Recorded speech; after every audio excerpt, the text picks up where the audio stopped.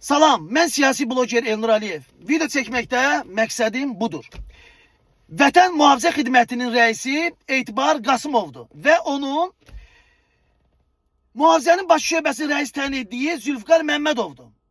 Sizin bu şəkildə gördüyünüz peysər TikTok'da canlı yayım açaraq, gəldim nikində, TikTok'da canlı yayım açaraq cəmaata hədə qorxu gəlir, cəmaata şantaj eləyir, cəmaatı söyür, təhqir eləyir, var yox qoymur, nəsil qoymur.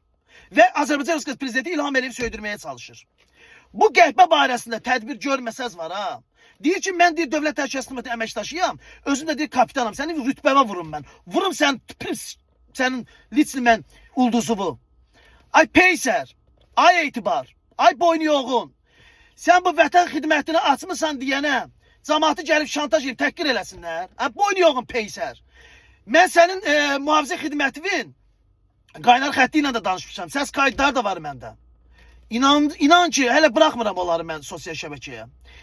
Elə eləməyin, sən bu barəsində tədbir görməsən var ha, Etibar, Zülfikar. Bu peysər barəsində tədbir görməsəz var ha. Bunu işdən azad eləməsəz var ha.